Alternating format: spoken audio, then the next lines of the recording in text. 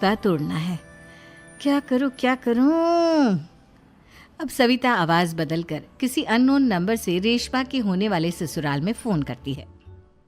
Hello, मैं कौन हूँ कौन नहीं ये आपके लिए जानना ज़रूरी नहीं।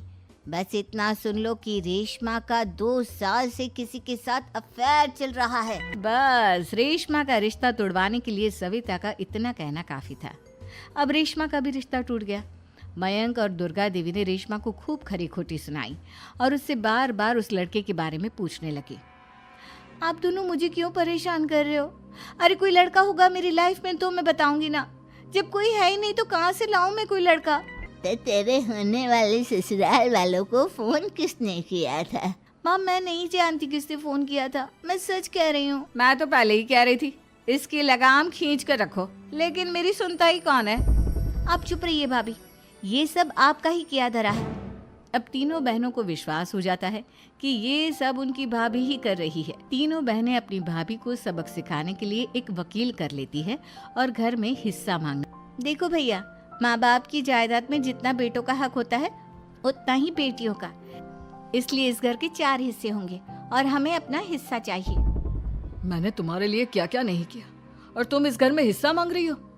भैया, आप और माँ हम बहनों की कोई बात नहीं सुनते हो और भाभी हमारी शादी नहीं होने देगी क्योंकि उन्हें लगता है कि आप हमारी शादी में ज्यादा पैसा लगाओगे और उन्हें हम जैसी फ्री की नौकरानी कहाँ मिलेगी।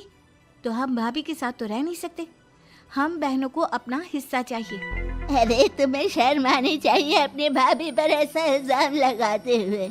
वो तुम्हारे बारे में कितना सोचती है। हाँ माँ, भाभी हमारे बारे में बहुत सोचती है। दिन रात बस यही सोचती रहती है कि किस तरह से अपनी तीनों ननदों को परेशान करूं और कभी मुझे पढ़ने भी नहीं देती। दोनों बहनों का रिश्ता भी तो इन्होंने ही तोड़वाया है और रात में हमारे कमरे में आकर हमारी चीजें भी चुराती हैं। इसी तरह सविता की तीनों ननदें अपनी बात पर अड़ी रही। अब कोर्ट में तारीख भी शुरू हो गई।